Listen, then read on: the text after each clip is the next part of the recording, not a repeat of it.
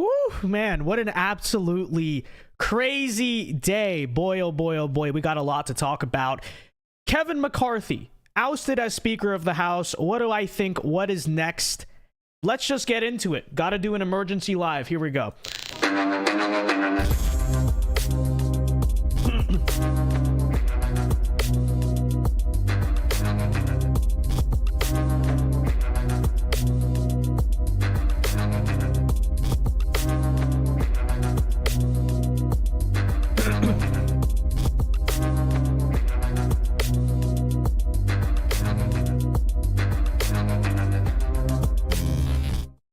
And welcome everyone to tonight's Emergency Live. It is October 3rd, the year of our Lord 2023.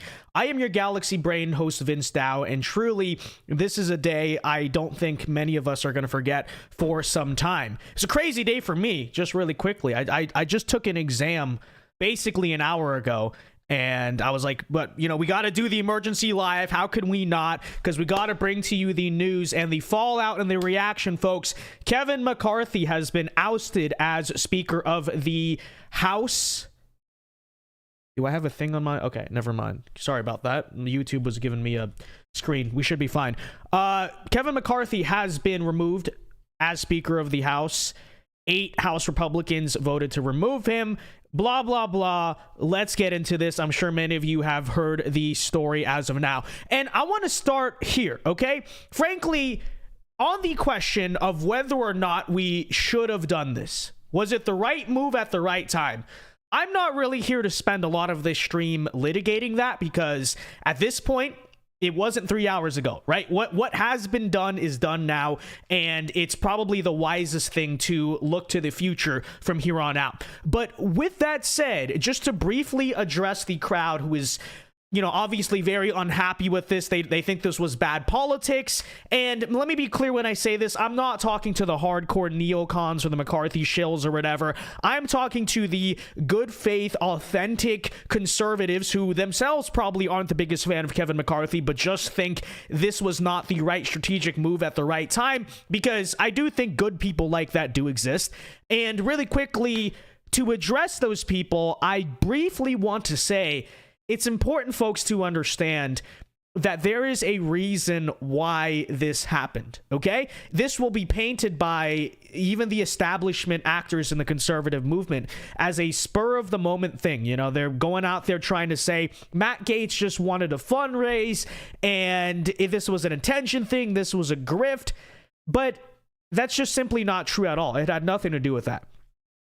And as Representative Ken Buck puts right here, there is a very specific reason why this happened, which is that, remember, in January with that entire speaker fight, Kevin McCarthy made a very specific list of concessions and promises to the Republicans who were skeptical of him, okay? So he made a very specific list of promises, and keep in mind, just so that people understand, the reason why all of this is happening is because Kevin McCarthy has broken a litany of promises. And just to give you one of those examples, these basically all have to do with the spending bills. So he made promises to the MAGA Republicans. Hey, we're not going to do as many of these omnibus bills. We're going to make sure all the Republicans agree on what we're doing, et cetera, et cetera. And the long story short, as it comes to this budget stuff, is that McCarthy has done none of that and has instead been enabling the Democrats and their agenda and caving to them instead of basically caving to us, which is what we kind of wanted and expected of a Republican-run House, right? So Ken Buck sums it up here saying, in January, Kevin McCarthy promised that we would pass all 12 appropriation bills with real spending cuts. And instead of following through on that commitment, which he could have done, by the way, forget, oh, but Vince, that would have shut down the government. Yeah, I mean, who cares? Are you sad as a conservative that we shut down the government, or that we could have shut down the government? And even to people who say, but that's not good politics, who cares? They shut down the government under Trump. They shut down the government under Obama. This has happened the last few presidencies. I don't know why he was even scared of it. So I don't see that as an excuse to break very specific promises you made to the MAGA caucus here, okay? And he says, instead of following through on that commitment, he passed a 47-day CR with Democrat votes that extends the Pelosi-Schumer spending and policy priorities. So let us be clear about that to all of the people who are going to call this a Matt Gaetz stunt or performative or whatever it is. Agree with it or not, think it was the right response or not, the idea that this came out of nowhere or that Matt Gaetz, frankly, I would even argue is the one who started this, simply isn't true. Kevin McCarthy brought this on himself. Kevin McCarthy knew this was a real possibility. You know, the right-wing MAGA squad in the GOP was not coy about the fact that if you screw this up, if you break the promises you made to us, we may just remove you, vacate you as speaker, and they've threatened to do that before, so they followed through on it. And again, who else is really to blame on this but Kevin McCarthy? Kevin McCarthy brought this on himself. He even tweeted, folks, let's be clear about that. He even tweeted himself. He says, bring it on. So what did Matt Gaetz do? Matt Gaetz says, okay, this is what you want. This is what you asked for. Bring it on. And, you know, you would think, well, if he wants to work with Democrats so bad, if he wants to suck up to Pelosi, Schumer, and Biden so badly to get their votes when it comes to these spending bills, then why don't they, you know, try to keep him as speaker? Because it was only 8 Republicans who dissented, but, you know what happened. All the Democrats voted in unity. Long story short, Kevin McCarthy's no longer the speaker, okay? By the way, guys, if you do want to super chat the show tonight with your thoughts, feel free to do so, and feel free to support the show. But with that said, again, now let's turn the page. Let's just move forward from this, okay? I will concede to the opposition crowd here that, again, and I'm not talking about the just Dan Crenshaws of the world. I'm not talking about those types. I'm talking about the, again, people who are on our side, people who believe in the MAGA agenda and all of that, but just very centrally don't think this was good politics. Let me say that I do understand your concerns, okay? Because, and I understand what people are saying, which is that while they may have not also been happy with Kevin McCarthy, that this was not a smart strategic move at this moment to divide the party like this, to, in many ways, divide the country like this. Yes, in some ways, it is kind of circus. It's always going to be circus. Yes, in some ways, the Republican Party is being laughed at this very moment by the other side. And yes, let me say, I do understand the concern. I do. I'm not here to disregard these people, because I think we need to have a legitimate conversation with them that this may be a liability for us in the 2024 election. That's absolutely possible. Okay, because just putting us through this chaos, dividing the party, again, I see the angle. I perfectly understand what these people are talking about. I perfectly understand the arguments some of you are making that, again, not that you like Kevin McCarthy, but that this maybe was not the right choice at the right time. But again, folks, what's done is done. Really, we're not here to even relitigate that debate. What I will say then going forward on the question of, is this going to hurt us in 2024? Is this going to cost us the next election, whether it's at a presidential level or a congressional level? Well, to the people who say we're screwed inherently, there's no way that we're going to come back from this as a party, I think that's wrong. I think that's wrong. I absolutely don't necessarily think we are doomed because we did this, okay? What it really all comes down to, and I will say, this is very important, is who do we choose to be the replacement of Kevin McCarthy? And that's why ultimately this decision for who is the next speaker is so important, because my angle to this is that, yes, on one hand, if we get this right, let me be clear about that, and to the people who are worried, never fear if we get this right. If we get this right, if we get a speaker in office who is effective, who is good, who gets the job done, we have nothing to worry about when it comes to 2024, because this entire act, this entire circus will long be forgotten. In the midst of, again, it's going to be about a year from today. About a year from today, you know how fast a news cycle is. A lot of Americans may completely forget this by now. It's going to be in the midst of the presidential election, which is obviously going to be the much bigger story that's on everyone's minds.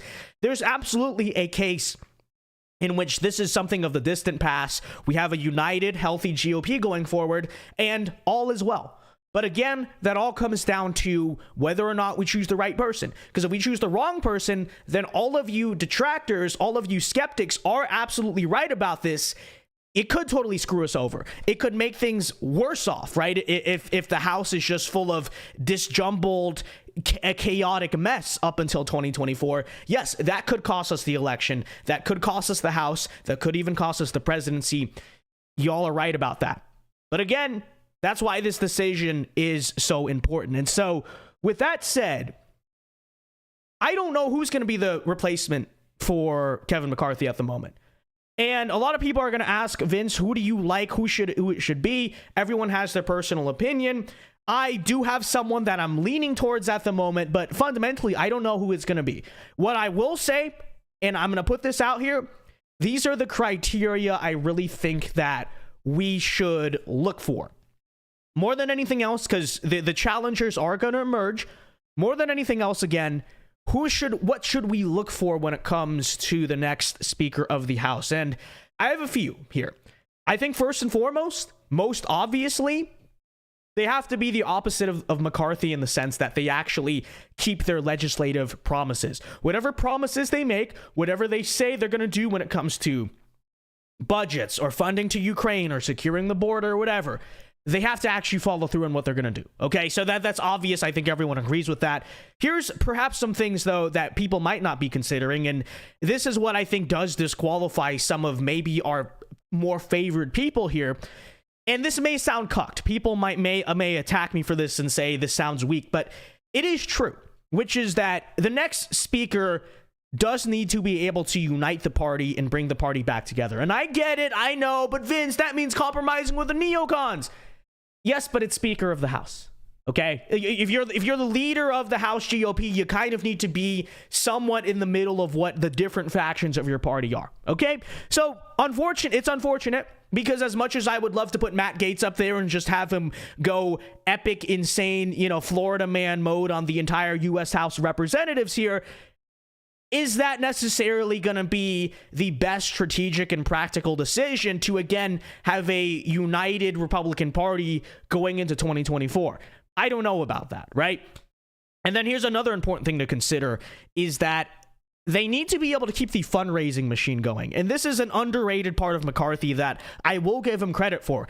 And you can't attack Kevin McCarthy for this, is that he was very good when it came to fundraising. He was very good when it came to going to all the Republican donors and getting their money and making sure our machine is good and our campaigns are good. Now, with that said, when it came to fundraising, Kevin McCarthy did waste a lot of fundraising money. He did try to sabotage a lot of the better candidates, and that's certainly something we don't want on the flip side, right? We want someone who gets out of the way when it comes to these America First congressional races and the more conservative members. You don't want him to step in and try to sabotage a Joe Kent or a J.R. Majewski or these different people who were good candidates but basically got sabotaged by McCarthy. But again, on the flip side, you do need someone who's going to be able to take on and carry on the fundraising infrastructure when it comes to House Republicans and dealing with these donors. And again, that's another reason I say, as much as Matt Gaetz is kind of the hero of this situation, and props to him for actually following through, and we obviously love Matt Gaetz.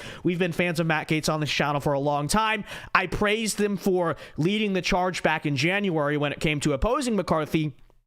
Honestly, I don't know if he's the best candidate to really realistically be the Speaker of the House, because again, there's these other criteria we have to think about. Not only do they have to be solid on the issues, which Matt Gaetz does check that box, but again, can he heal a divided Republican Party in a point where we do, frankly, again, need a united Republican Party? Maybe not now, but in the end, probably not. Can he go to all of McCarthy? We don't crash and burn in 2024 when it comes to the congressional races? Probably not. So these are things to consider. And I think similarly, these are things to consider with the talk, and we're hearing it a lot, and I'm sure you guys have heard it, of making Donald Trump the temporary Speaker of the House.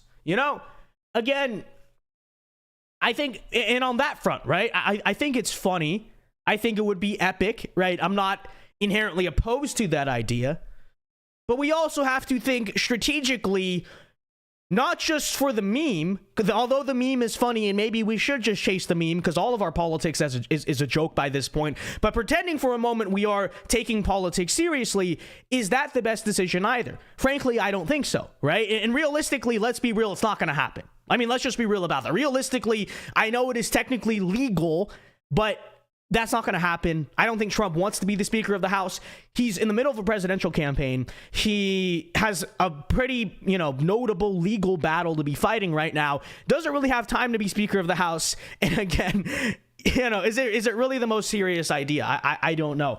Does Donald Trump have the time to actually fulfill the duties that the speaker needs? Not just in terms of legislative stuff, but again, the non-legislative stuff, whether that's going to in fundraising for the House GOP or playing the politics. Again, he has his own thing going on.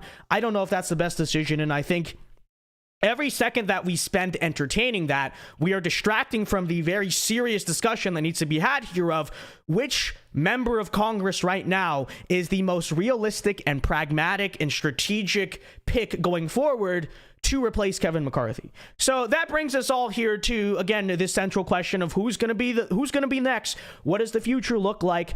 I don't know. Okay, again, I don't have an answer. I don't know who the next speaker is going to be.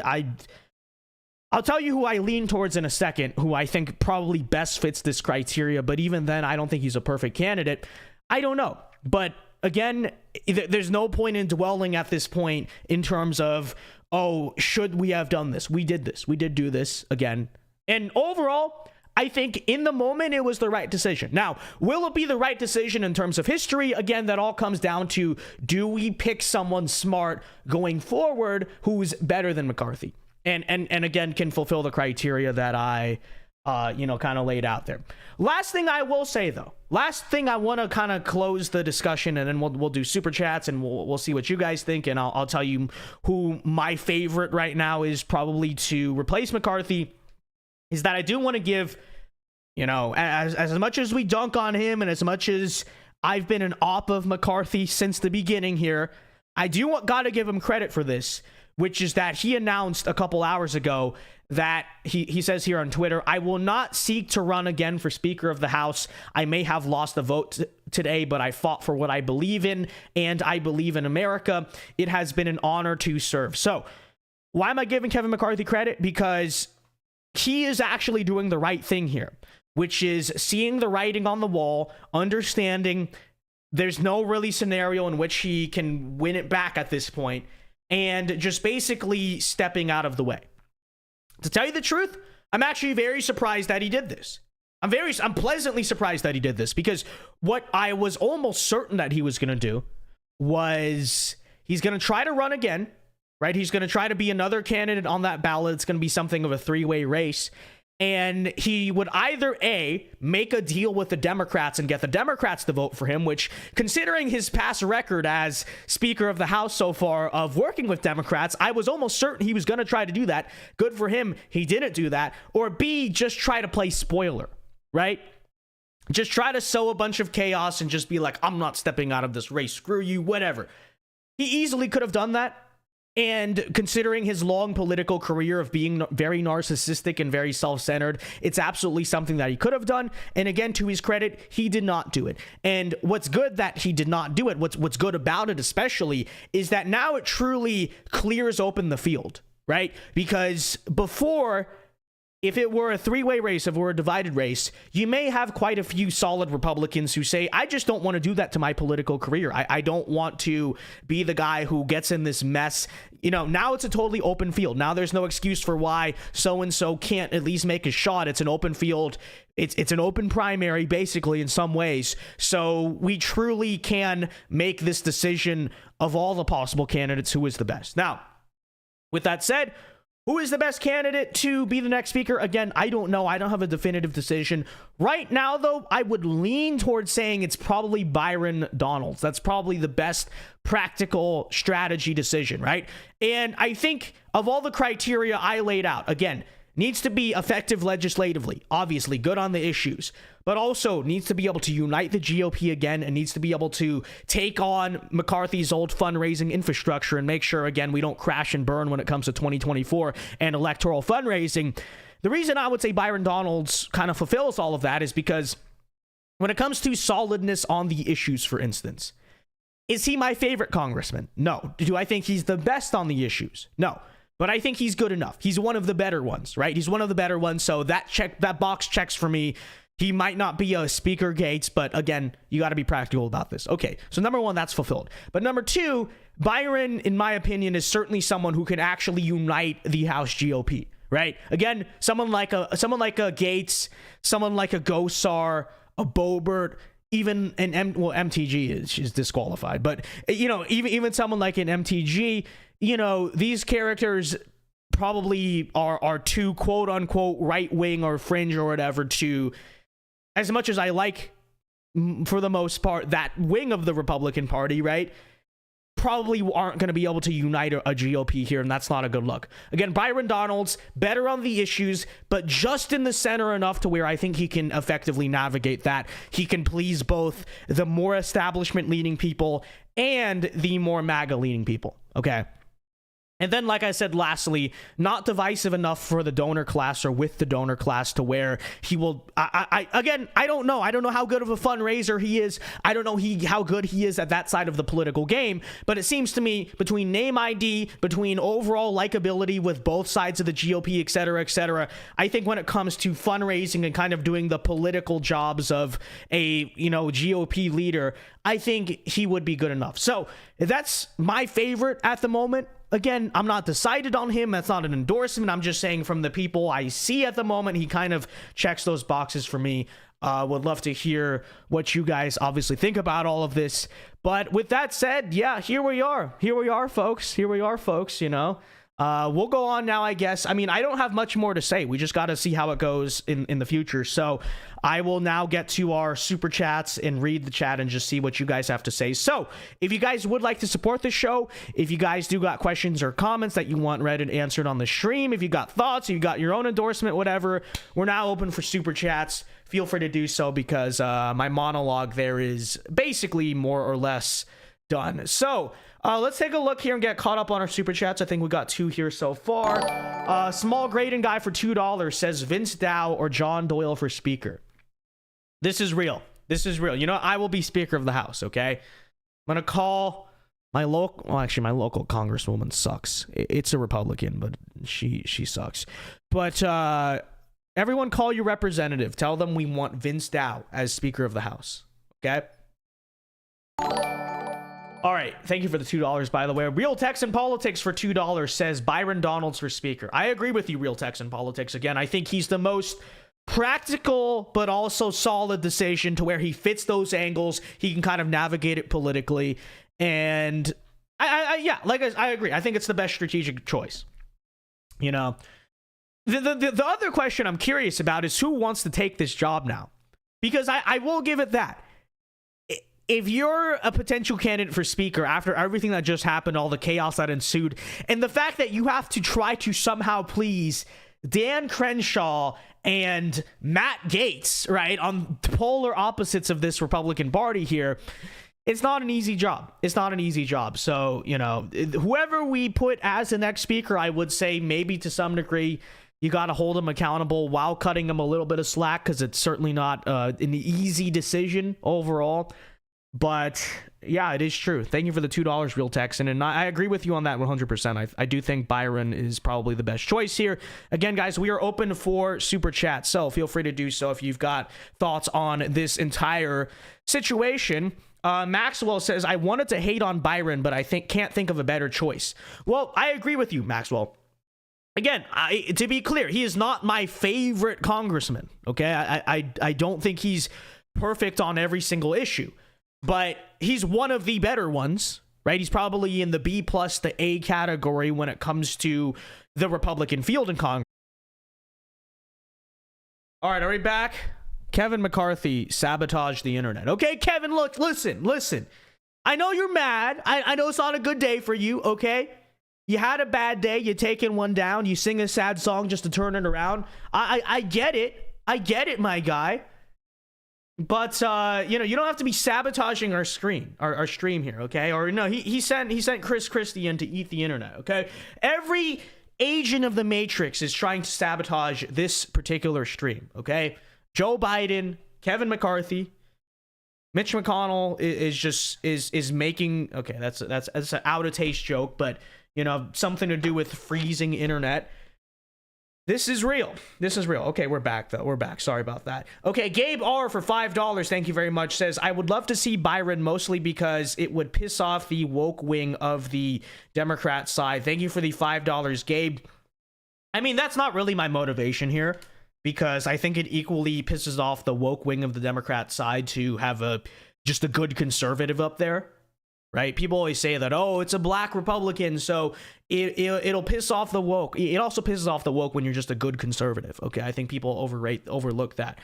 But with that said, I mean, I do agree. I think Byron is probably the best realistic pick. Now, again, it comes down to a lot more. Is he going to run? Is he actually going to do it? You know, there's a lot that goes into it. Like the stream, by the way. But I agree. I do think he's the best choice here. Raymond Noodles, not ramen noodles. It's spelled Raymond Noodles for $2, says Andrew has a circle head. Thank you for the $2. I don't know what that means. I don't know what you mean by that at all. Who is Andrew and why does he have a circle head? I have no idea. But thank you for the $2. I appreciate the $2. I don't know what it means, but I appreciate the $2. But let's take a look here.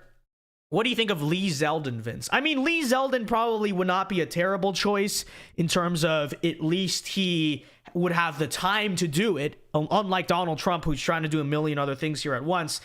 But again, I also don't view that as a very realistic choice, because I understand that it's legal by the Constitution. It is. But realistically, let's be real about it. It's going to have to come from someone in Congress, at least I would think. Okay. And of course, as controversial as this already is, do you want to add and feel the flames of that controversy? Do you really want to do that by picking someone who's not even from Congress? Now, that's kind of based, right? That's very anti-establishment. That's very popular. The best strategic thing to do right now. You already put the country through a lot of chaos. You want to kind of have someone that at least the GOP can rally behind. And there's nothing disqualifying to me about Lee Zeldin besides the fact he's not in Congress. And that'd be pretty unprecedented. I know it's legal. It'd be pretty unprecedented. Do you want to go there right now? I don't know if it's the smartest choice really at the moment. But, you know, I would take it. I wouldn't have issue with it, certainly. I wouldn't have issue, but, you know. But Vince, he was a congressman. No, I understand that, but he's not a sitting congressman. I'm not saying he's unqualified for the job. I'm just saying, look, if my only thing I'm saying is that realistically are these bunch of congressmen in the GOP, gonna want to go and vote for someone who's not currently a part of their own club, which is a sitting member of Congress? And B, I don't think it's ever been done in American history where the Speaker of the House was not a sitting member of Congress, right? So the point I'm making is, I don't think that's realistic to happen, even though it can happen. I don't think that's realistic. And then B, you know, you're already in a very chaotic situation. Do you want to add more chaos and perceived, I will say, perceived illegitimacy by choosing someone who is not from Congress? Because again, I'm not opposed to it. It's not illegal, obviously. But you know what people are going to say. You know what even other Republicans are going to say, which is, this is an illegitimate speaker because, look, it's not even he's not even in Congress right now. That's never been done. Again, you do want whoever you choose to come to the table with an aura of unity behind him and legitimacy, right? Because that's good politics. You've already gone through this whole chaotic situation. You don't want to walk away with more chaos and more, again, perceived illegitimacy. So I'm not saying it's a bad choice. I wouldn't necessarily complain. I'm just saying I don't know if choosing Lee Zeldin because he's not currently in Congress is necessarily the best politics overall, right? That's and the same thing with Donald Trump. Same thing with Donald Trump overall. You know, that's kind of it's just really the same qualm for the most part that I have, I think, with both of those candidates is not them. It's just, is that really the best choice? This guy who keeps saying Vince Dow for House Speaker. I mean, now that for that I will make an exception. Zanique. Okay? For that, I will make an exception. I will fundamentally be a hypocrite and violate everything I just said if it means I can be Speaker of the House. Okay?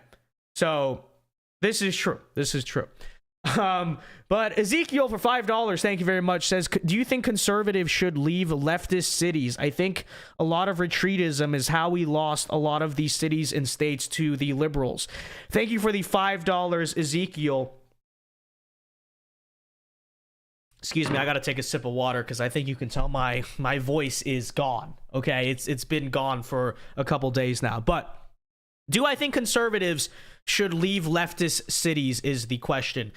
The answer is I don't have a yes or no answer to this. I don't. I think you should identify what you think is best for you and your family and your future, how you think you can best contribute to the overall kind of crusade of conservatism here, and make your decision from there, okay?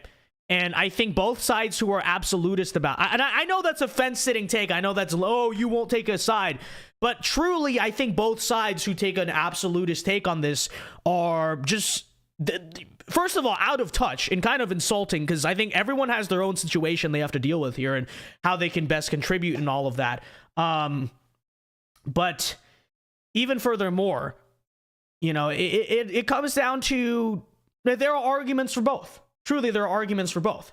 Because on one hand, there is something noble about staying and fighting. There is. There's something noble about saying, this is my home. I'm not going to, you know, and in many cases, it's kind of the pride and joy of America, right? Los Angeles, New York, DC, these are iconic hubs of American history. When people think of America, they think of our major cities. So there is something noble about saying, I'm going to stay here and I want to fight for them and I want to preserve them, and I'm not just going to run because things are getting hard.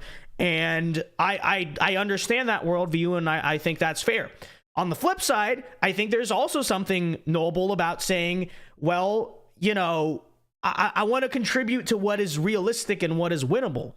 And realistically, what is me staying in Los Angeles, California, or New York going to do to A, fix or improve this place, or B, really help the country nationally, right?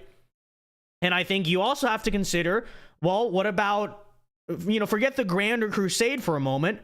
What is best for me and what is best for my family, right? You know, a big reason why I left California and won't go back is because maybe if I had a family by then, and if I was married with kids already, then leaving California, leaving my home might be a more difficult decision. But I look at it now, like, you know, I'm young. I'm at the fighting age, male age. I'm at the pioneer age.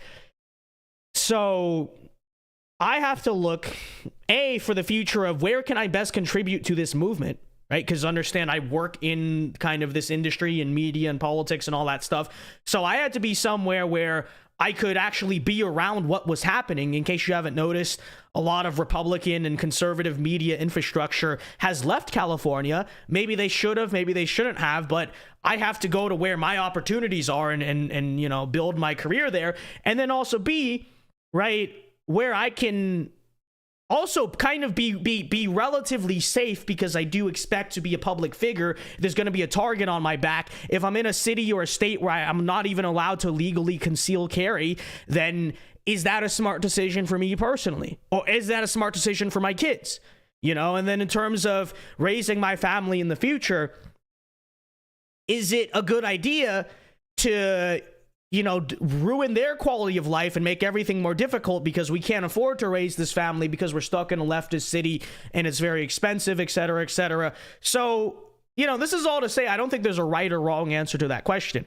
You should personally pray on it, meditate on it, discern it, and decide what's best for you. Because I think there's a case to be made for staying in the leftist cities. I do understand that, but I also understand the case for leaving. And I think both sides who are very absolutist and purist about this and think there's a right answer for every single person that's the same is elitist and just completely out of touch. because there's some people who cannot afford to leave the city or feel a moral obligation to stay. That is very noble. And there are some people who literally also cannot afford to stay and feel a moral obligation to leave for their future and the future of their legacy. That is also very noble. Okay, so I think everyone should just do what they are best at and kind of make the decision that they can discern and meditate and pray on, that ultimately is the smartest thing for them to do and the best way they can contribute to it all.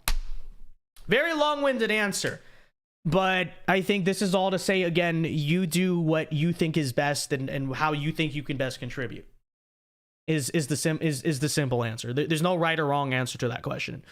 I would not blanket encourage everyone in a blue city or blue state, right? What is best for you? How do you think you can best contribute to the greater cause of, you know, furthering conservatism?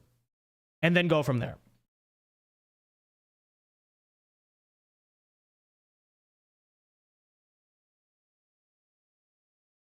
Did we go down again?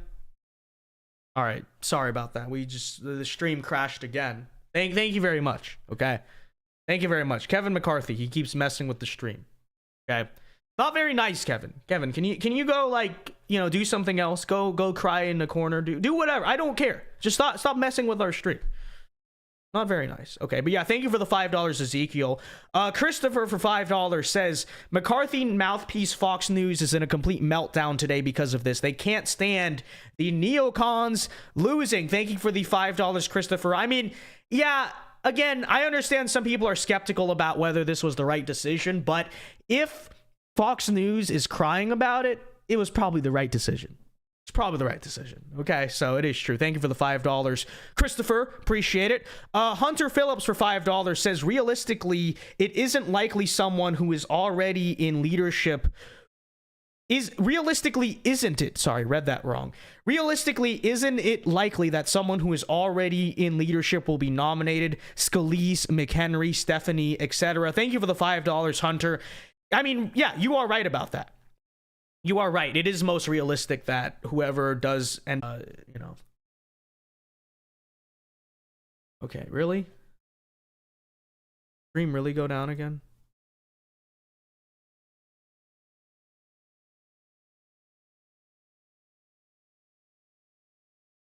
Okay, so, sorry this keeps happening, guys. Kevin McCarthy is messing with the internet. He's messing with the hotspot. He's messing with everything, all right? And just tell him to stop messing with the stream, all right? Luckily, we are in Super Chats. Luckily, we are beyond the main point of the stream. But it's going to keep doing this for the rest of the night. Unfortunate to say, but let's try to get to all these Super Chats here. Actually, I do think we're caught up. Okay. But with that said, folks, I'll probably end here around, I don't know, 10:30, I should say, 10:30-ish. So last call for Super Chats. Anything y'all want to say, thoughts, opinions, whatever it is, feel free to do so. We're closing out the tab here now for our Super Chats. We're all really munching on man's internet cables. This is real. Actually, Kevin McCarthy's mysterious sussy male roommate is doing perverse things to the internet cables. This is what is actually happening.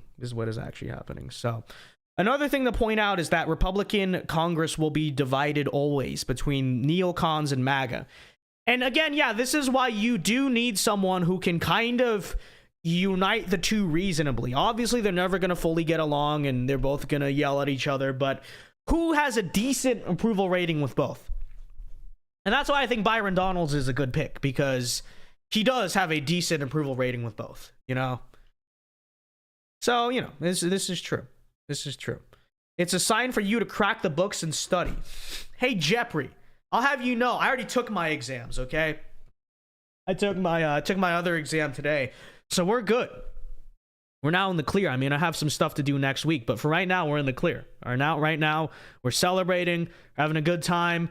You know, we're relaxing, and we are very much just enjoying the stream and enjoying the content and being with everyone. Okay, you sound like my mom though. You know, you're Asian, my Asian parenting. Okay. Anyways. Thank you, Jeopardy. Christopher for $5 says, thanks again for the great content. I left New York City for Tucson. You left New York City for Tucson. I hope you'd had to do that professionally, because You left one blue place to go to a purple red-ish state and then go to the bluest part in that state. But anyways, would like to know your thoughts on supporting the Republicans in a purple state. Thank you for the $5, Christopher. Well, what I would say is it's a very good thing you're in Arizona, because we need Arizona. We need to try our best to hold on to Arizona and save Arizona. And the fact that you were there helping and contributing to that is obviously great. Now, I'm not the biggest fan of Tucson, I'll be honest with you, but I think Arizona overall is a nice state. It's a pretty underrated state.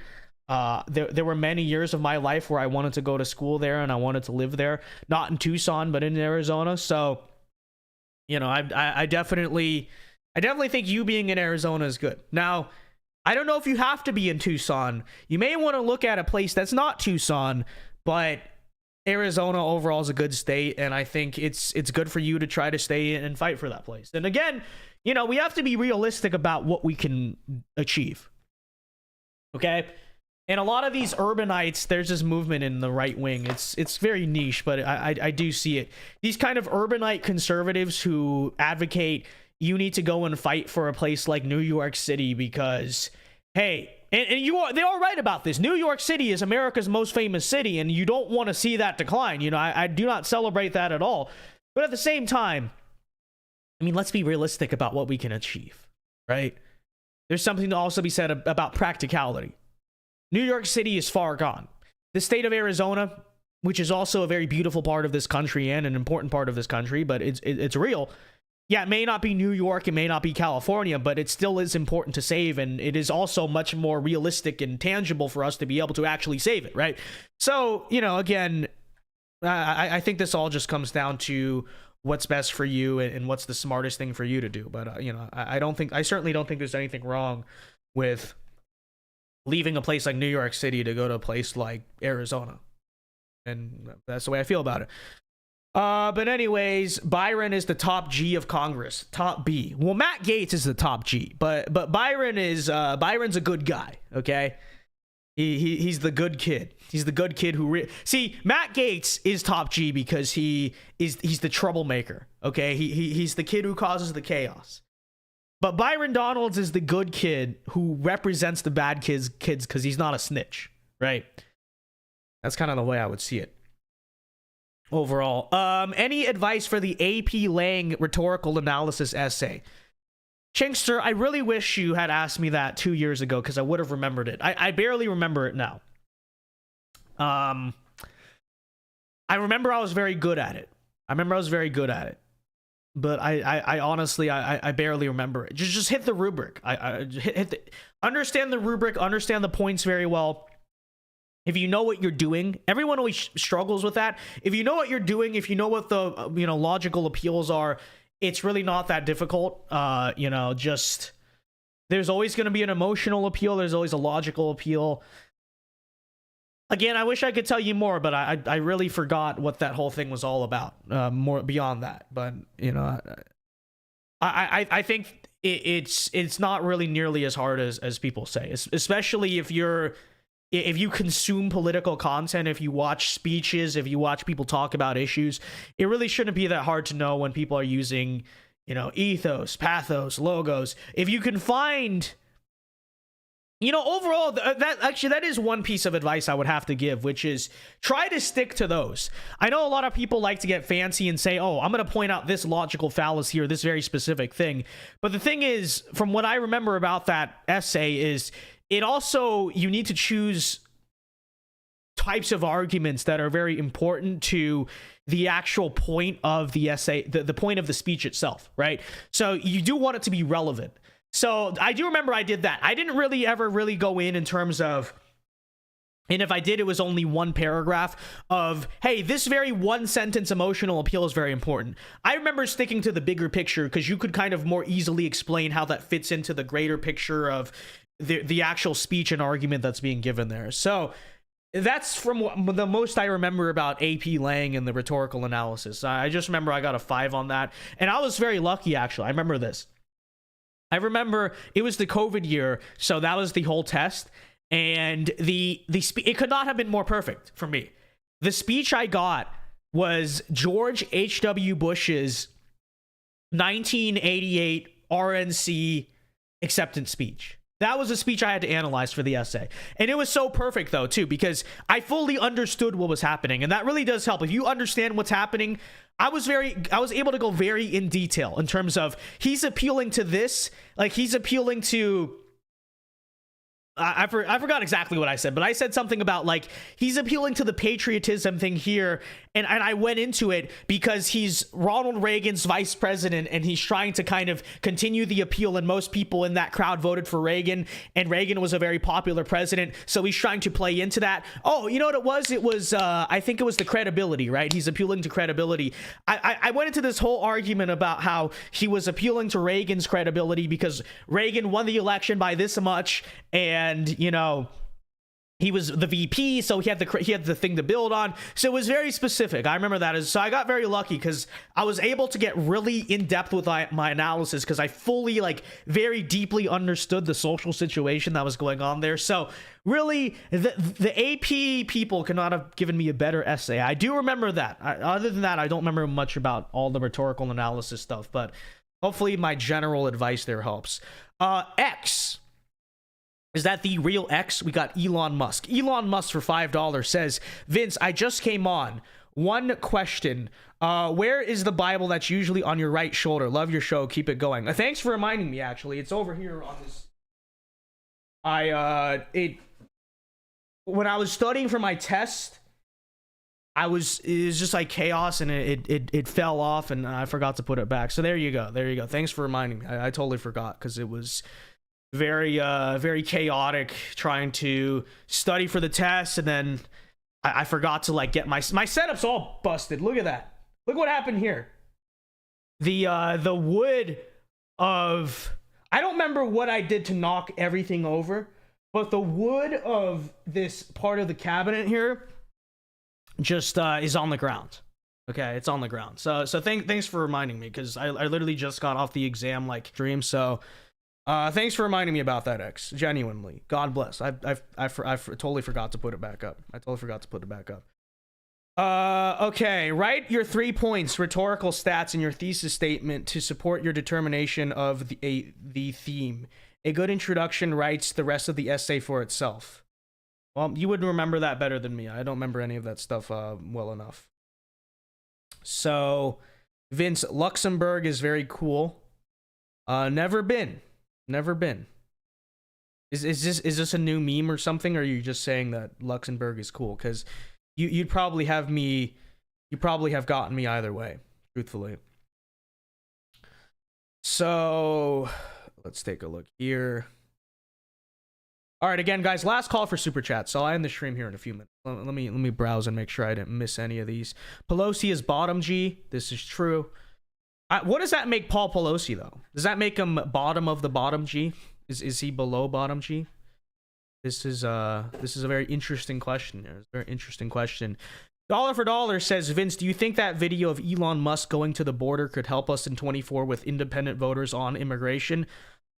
I didn't see that video, but I'd have to, yeah, it definitely will. By how much, I don't know. Is it going to change the whole election? Probably not, but it definitely does help. It's a good look for us. It's a good look for Elon Musk that he did that. We certainly like that. We certainly love to see that. So, this is real. This is real. All right, again, guys, last call for super chats as I wrap it all up here. And we will probably be live tomorrow. Okay, probably. Most likely. We'll be live tomorrow, 8 p.m. Eastern time. Get back on the regular stream schedule. I may try to stream for the rest of this week because I know, just the exams and stuff. It was kind of, the content's been a little slow the past week or so. So try to get caught up here. But yeah, last call for super chats. Okay. We do a little bit of e-bagging. But this is real. This is real. Your logo has the Luxembourg flag. Oh, is that what you're talking about? I suppose it does. So do I have to go to Luxembourg now because we have a hidden message in my logo? Maybe we do. Florida cities magically disappear. Small cities could be more realistic than large cities like New York. Again, a good point. there's a lot of cities in this country that I don't think are beyond saving, you know?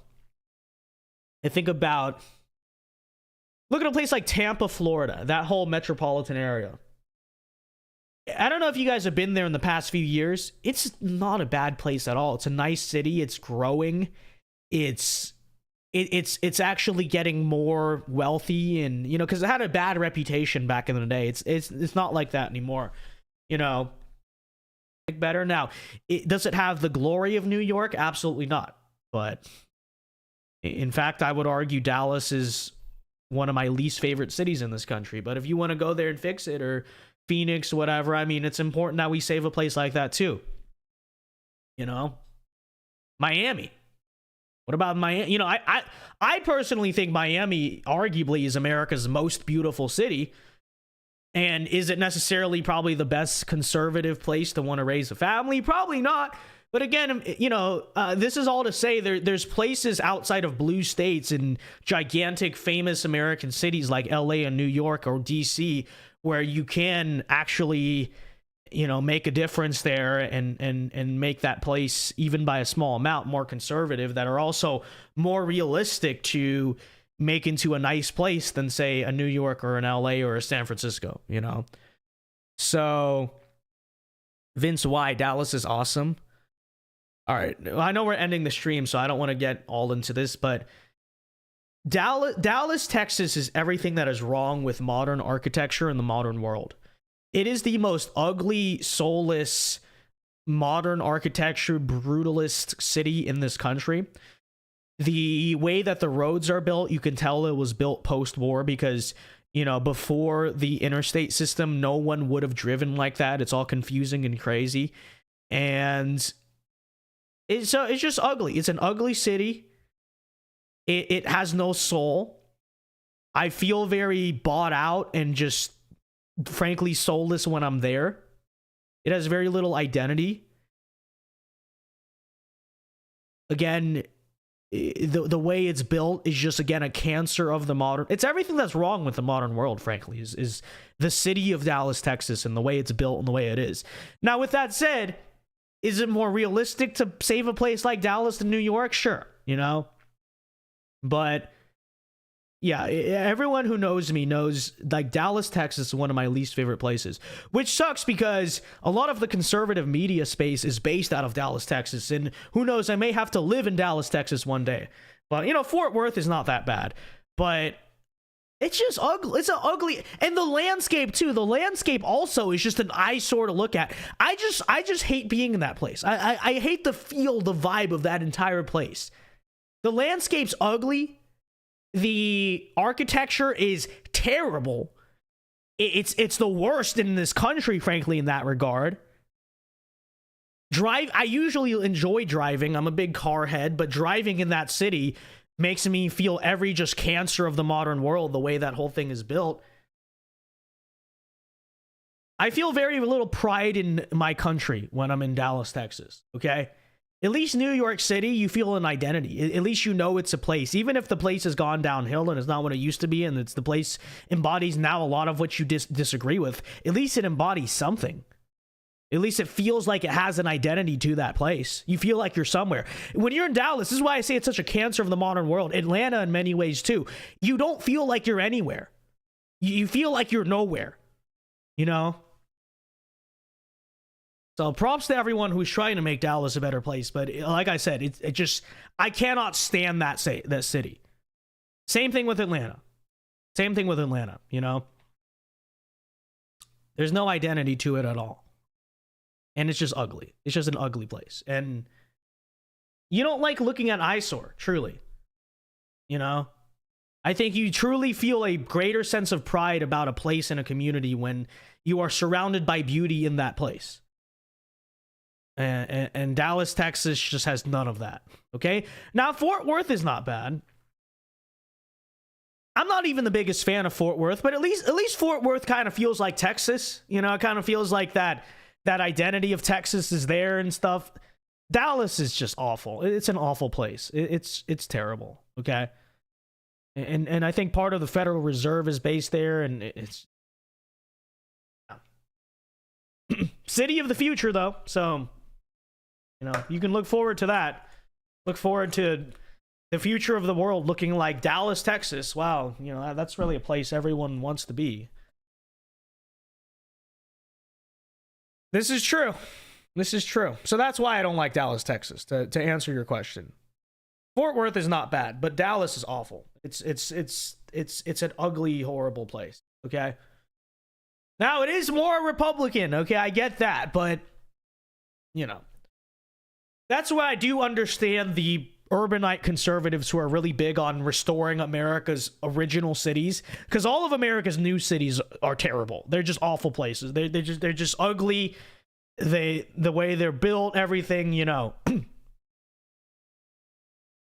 But at the same time, yeah, it is more realistic that you salvage Dallas or you salvage Phoenix or even Atlanta than you salvage New York City or Chicago, right? So, you know, this is true. All right, last few super chats here, and then we'll call it a night. Let's take a look here. Real Text and Politics for $2 says, what do you think of Houston, on the other hand? I can't judge Houston because I've never been to Houston, so I'm going to reserve my judgment. Never been there, can't comment on it. Thank you for the $2, though, Real Text and Politics. Small Grading Guy for $2 says, Dallas is South Oklahoma. I kind of wish it were. I feel like that's not entirely true. Now, the places as you get closer to the border, maybe, but I don't know. I've never been deep into Oklahoma. I only went to that one casino that all the Texans go to. So besides that, never really been there. So I can't really say. But thank you for the $2, Small Grading Guy. I appreciate the super chats. And if we got nothing else, I'm going to end it here. We should be live again tomorrow night at 8 p.m. Eastern time. Our regular start time will be returning. So be sure and leave a like. Let's get to 100 likes. And until next time, folks, Alpha Moves only. Everyone have a very good night. God bless and peace. Oh, the internet went out again. Well, that's great. All right, peace.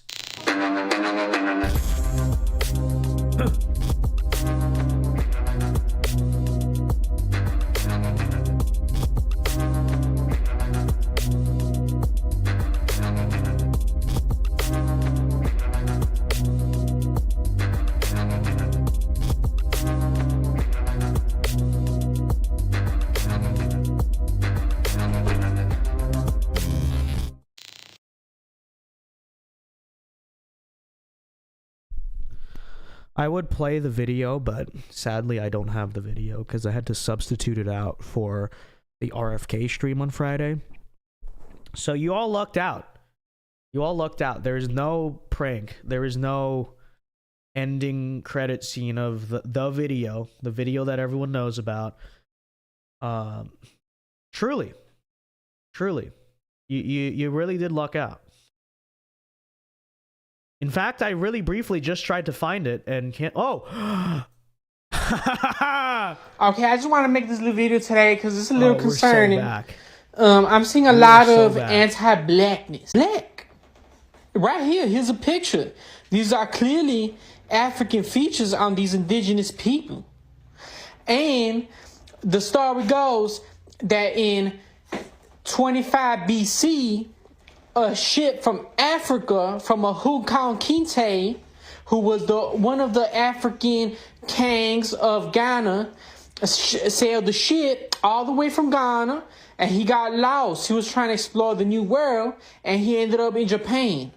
So in Japan, they made a colony, and it was the first Japanese Afro colony in the world. So these Afro-Ghanaians, they started interbreeding with the Japanese women. And so they created the first black Japanese population. So if we use the one drop rule, according to now, the calculation would be that actually Japanese is around 45 to 65% black.